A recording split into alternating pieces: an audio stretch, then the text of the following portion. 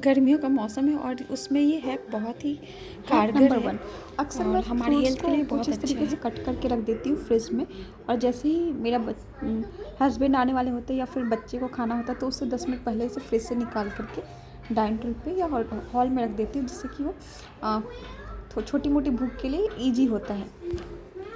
Hack number 2, अक्सर क्या होता है घी के बर्तन खाली होते हैं तो उसमें कुछ ना कुछ चिकनापन रह जाता है, तो चिकनापन को निकालने के लिए इसमें एक कटोरी थोड़ा सा इसमें गर्म पानी दे करके छोड़ दें और उस पानी से आप आटा गूंद लें या फिर सब्जी में डाल दें, जिससे कि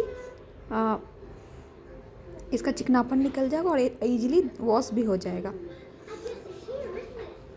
और ये हैबिट मैं हमेशा अपनाती हूँ, जैसे कि ना मुझे एक बर्डन नहीं रहता है कि ये चीज़ क्लीन करना है, मैं टाइम टू टाइम ये क्लीन कर लेती हूँ, तो इससे बहुत आसानी होती है।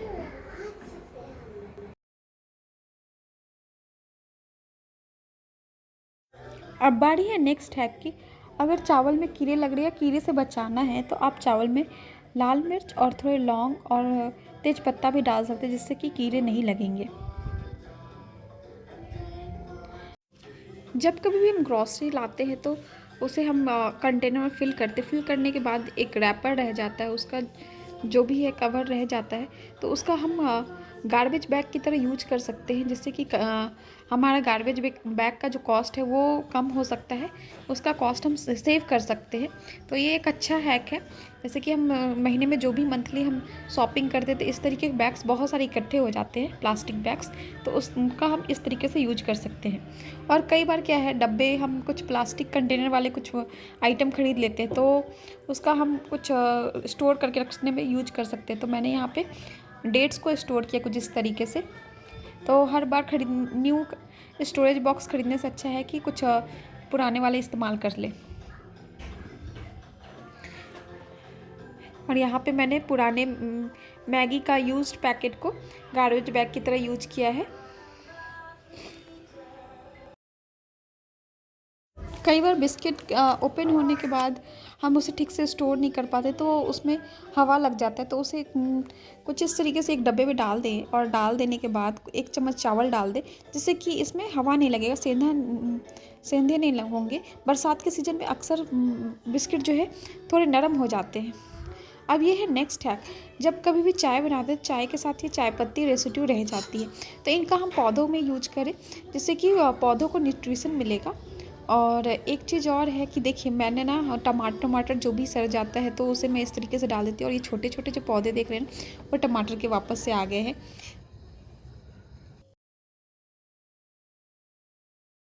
तो अभी नेक्स्ट ये है कि जब कभी हम कोई दाल या कुछ भिगोते हैं रात भर ओवरनाइट के लिए, तो इसका पानी भी आप पौधों में डाल सकते हैं, इसकी भी न्यूट्रिशंस हमें पौधों में मिल जाएंगी और जो हमारा प्लांट्स है ना हेल्दी हो जाएगा। जब कभी भी चावल आप बॉयल करके बनाते हैं तो उसका जो पानी बच जाता है तो उसे इस तरीके से हम फेस पे लगा सकते हैं, जिससे कि रिंकल फ्री हो सकता है।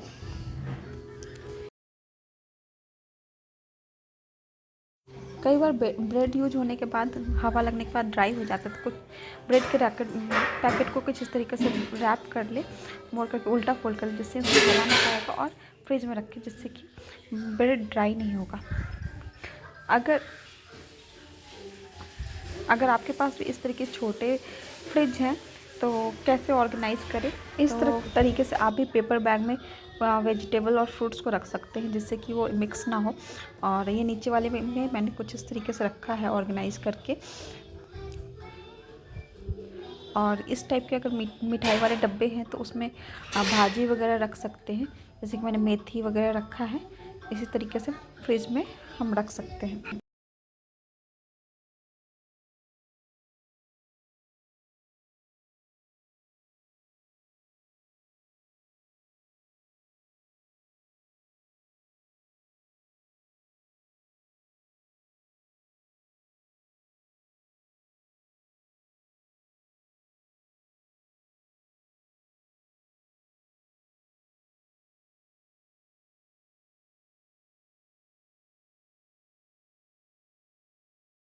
जब मन करे टिक्की खाने का तो आलू को उबाल ले, उसे फटाफट छील ले, छीलने के बाद कुछ इस तरीके से मैश कर ले, मैश करने के बाद 1 चम्मच कॉर्नफ्लावर ऐड करें, थोड़ा सा नमक, थोड़ा सा धनिया पाउडर, थोड़ा सा हल्दी, थोड़ा सा लाल मिर्च पाउडर, धनिया पत्ती, और इस तरीके से इसको मिक्स करने के बाद अब कोई भी शेप ले ले। मैंने यहाँ राउंड शेप बनाया है। राउंड शेप बनाने के बाद यहाँ पे रवा ले, या फिर आप रवा ही मैंने लिया, रवा ही लिए। इसे इस तरीके से ऊपर से रैप करेंगे। उसके बाद हम गर्मा गर्म तेल में छान लेंगे।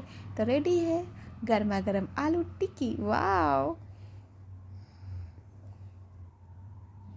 खाओ पियो मज़े करो। अब जब मैंने टिक्की बना ही लिया है तो मेरा मन कर रहा है क्यों ना इसे सैंडविच बना लूँ इसका। तो मेरे पास ब्रेड पहले से ही पड़ा हुआ था, तो ब्रेड को मैंने ले लिया है। सैंडविच तो आप सभी को बनाने आता ही है, पर मेरा ये वीडियो दिखाने का मोटो ये है कि जब हम टिक्की बनाते तो उसके साथ जो सूजी रह जाता है बाद में, तो उसका आप आटे के साथ मिला करके कुछ कचौड़ी बना सकते हैं, कुछ नमकीन बना सकते हैं। उससे वेस्ट करने से अच्छा एक ऑप्शन है।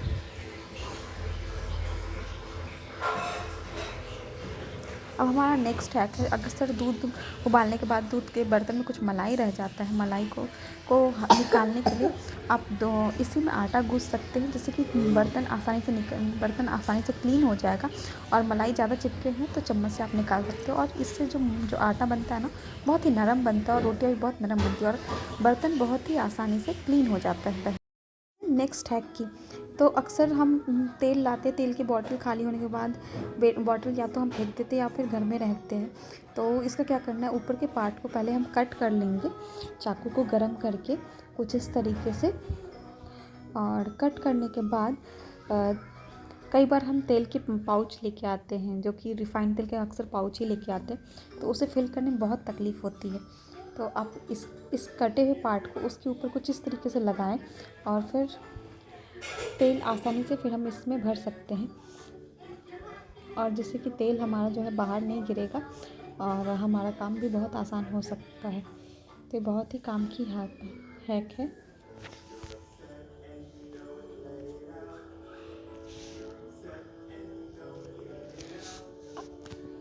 आप सभी के घर में इस तरह के ग्लास जार तो होंगे ही होंगे। इनके जो कैप होते हैं उस अक्सर जंग लग जाता है, तो जंग से बचने के लिए इसे पहले क्लीन कर ले। क्लीन करने के बाद कोई भी नेल पेंट से इसे कोट कर दे, जिससे कि जंग ना लगे और इसकी जो लॉन्ग लास्टिंग हो जाए।